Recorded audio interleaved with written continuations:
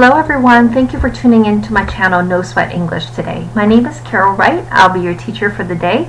Today I'd like to discuss some of the easily confused words in English so that you can improve on your English and stop being confused on some of the confusing words that you may have in your mind. And I want to emphasize that these confusing words are not just confusing for ESL students, but also for some native English speakers. So hopefully you'll learn a lot today from this video. And before we get started, if you have not subscribed, please hit the subscribe button. That really helps my channel grow and I really appreciate that. And if you have any comments at all, or even if you just want to say hi, I'd love to hear from you to see who is actually viewing my videos. So without further ado, we are going to continue. We're going to start actually. First, we're going to talk about the difference between accept and accept. So first, the pronunciation is quite different, but when they are used in a sentence and said quickly usually by Americans, it's hard to hear the difference. So a lot of times we have to use the context of the sentence to help us understand which one is being said. First one, the pronunciation is accept. The second one is accept. One more time, accept and accept. Accept has the meaning of to be willing to be willing to receive something or someone. So a lot of times we talk about being accepted to a school or to an interview, or to accept someone's invitation, or accept reality. So we a lot of times use this word. It's quite a common word. So here's an example sentence. Janet was accepted to Harvard for next year. So meaning that Harvard is willing to receive Janet and let her study there for the next year. Accept, on the other hand, means not including this one. So I can say everyone received a scholarship except for Janet. So meaning everyone received a scholarship but not Janet. So accept means not including this one. So here we have it, the difference between accept and accept. Next, we're going to talk about the difference between affect and effect. Now, the pronunciation is very, very, very similar, especially when said quickly. And I also want to emphasize here that I'm only giving you the most common definition of affect and effect. I know that there are more definitions about these words, but I want to give you the most common one so that we're not covering every single thing, which will take a really long time. But again, if you have more questions about these words, please comment. Affect is a verb that means to influence someone or something to cause changes. So I can say the horrible news affected my mood negatively, okay, which the horrible news has caused my mood to become negative. Effect as a noun means the result of something or someone. So even though there's an E here, we don't say effect, we say effect. Okay, effect, effect. So I can say coffee has a strong effect on me. If I drink it after lunch, I cannot sleep at night. I'm saying that coffee has a very strong result on me. After I drink coffee, there's a strong result, is that after I drink it after lunch, I cannot sleep at night. Okay. Next we have assure, ensure, and insure. Okay, so there are three different words. But first I want to say assure and ensure, the first two have very similar meaning, only that one is used with people more often and the second one's used more with things. So they both have the meaning of to make sure or confirm something is true. Assure is used mainly with people. Here's my example sentence for the first one. Jackie assured us that he will buy the tickets. Okay, so Jackie confirmed with us that he's going to buy the tickets. Ensure here, to make sure, confirm something is true, used mainly with things. I can say, please ensure the lights are turned off before you leave the room. Okay, so ensure here I'm using with the lights. Assured I'm using with us. Okay, so assure with people, ensure with things. Other than that, they have the same meaning. Insure, the third one, is completely different. Insure is to cover something or someone with insurance. So hopefully you know what insurance are. When you drive or before you drive, you need to be insured. You have to buy insurance to cover your things or to cover someone. So if something happens, insurance can pay for some things. Okay, so we have the difference among assure and sure and insure.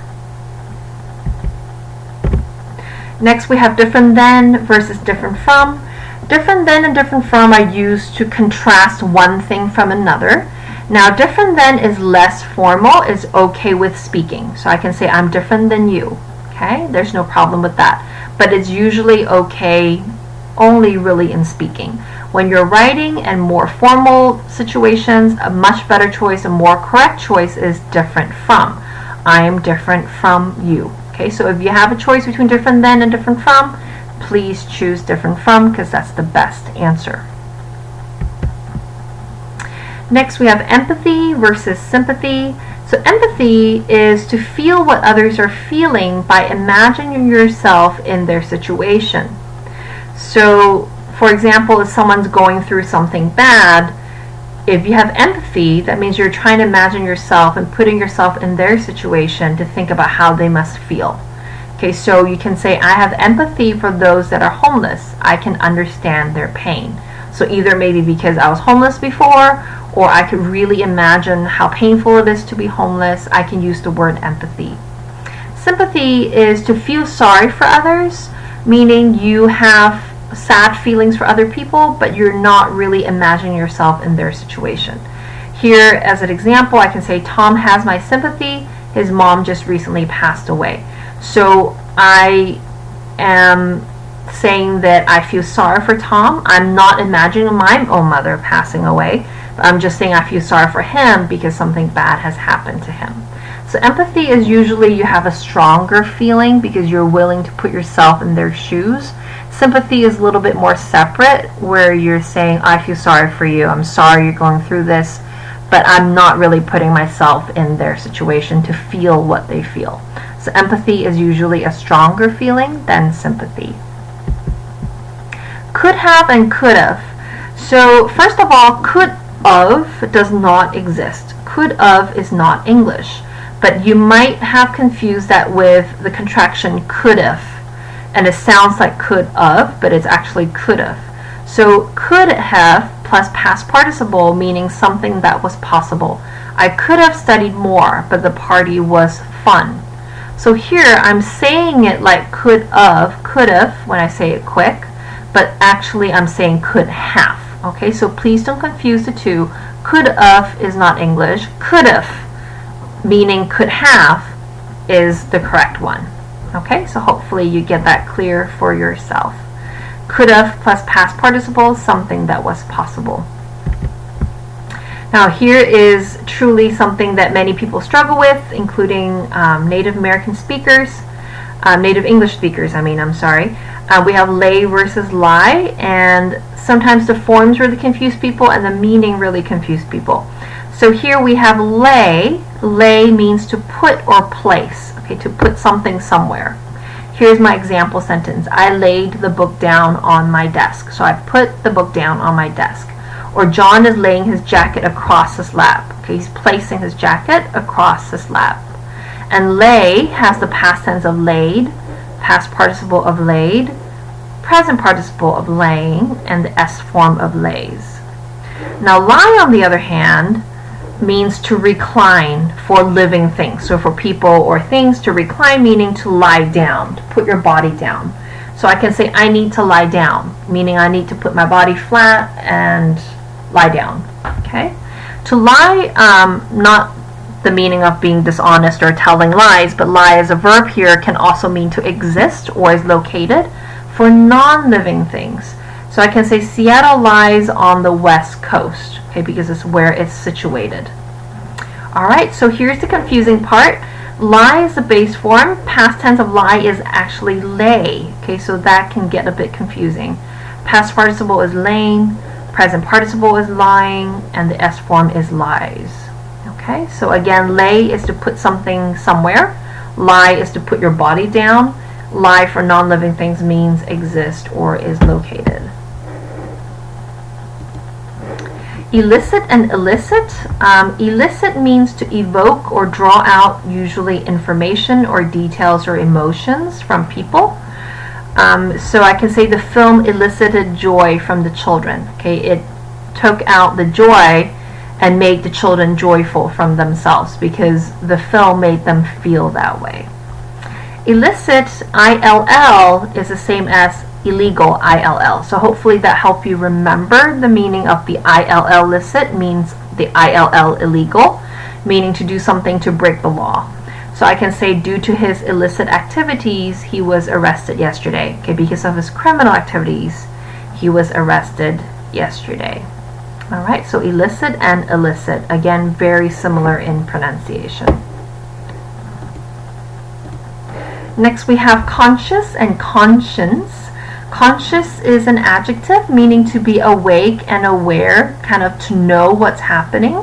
I can say I'm conscious of the trouble you're going through, meaning I know the trouble you're going through. Conscience is a person's ability to tell the difference between right and wrong, kind of like your moral compass. Okay, so conscience is a noun. That means a person's feeling and ability to know the difference between right and wrong. So here I can say the cold-blooded killer doesn't seem to have a conscience. I'm saying because the killer is cold-blooded, meaning he doesn't care about anything. He kills without caring about right from wrong. Okay, so this person has no conscience. Okay, so that's the difference between conscious and conscience. Finally, we have uninterested and disinterested. So uninterested is what it looks like, not interested or bored. So I can say Jackson is uninterested in sports. He's bored about sports, he doesn't care about it. Disinterested means not biased, someone who's neutral and fair. So for example, you want a judge who is disinterested, who is fair, who doesn't favor one side over the other. So I can say the judge is disinterested in the outcome of the case. So you want a judge who's disinterested so that he can make a fair judgment on the case. Okay, so that's uninterested versus disinterested. Alright, here we have a review quiz. You might want to pause here to look at each sentence and see which one you should choose. Here I've given you the choices at the end, because right now I'm going to give you the answers so that you don't look at the answers before you do it. So make sure you pause it, do it, and then check yourself. So number one, for John, everyone got a parking ticket. So here I would say except for John, everyone got a parking ticket. So he's the only one that didn't get a parking ticket. Art can emotions from people. Art can elicit emotions from people. Okay? Meaning not something illegal, but draw out emotions from people. The mother gently the baby down in the crib. Okay, here we're putting someone down in the crib, so we want to say lay the baby down in the crib. The mother is not putting her own self down, so we don't say lie, we would say lay in the situation. Lying usually disturbs my conscience or conscience. Here we have conscience, okay, my ability to tell from right or wrong. So I don't, lying, a lot of people lie, people lie, period. But sometimes when you lie, it disturbs your sense of right or wrong, right? Because you're doing something you shouldn't do. Jason is in books. He prefers movies. Okay, uninterested or disinterested. Here we want to say uninterested. He's not judging anything. He is just bored with it. So we want to say uninterested. The of eating too much salt is high blood pressure. Here we want to say the result. So the effect of eating too much salt is high blood pressure. I helped you if you had told me earlier. I could have, but it's written this way, right? Could of does not exist. I have plenty of, for him, I can imagine what he's going through. Since you can imagine and feeling what he's going through, you would say empathy, okay, not sympathy. Number 9, I can you that I will pay you back by next month. I can, because as a person, confirm with you, I want to say assure you that. Finally, my sister is different from or different than. Different from is the best answer, although people also use different than. Alright, so that concludes my lesson today. Hopefully you've learned a lot. And again, if you haven't subscribed, please subscribe. I really appreciate it. If you have any comments for me or any suggestions for video or questions, please write me a comment. I'd love to hear from you. Okay? Until next time, I hope all is well with you. Stay safe and healthy. Take care of yourself. Bye-bye.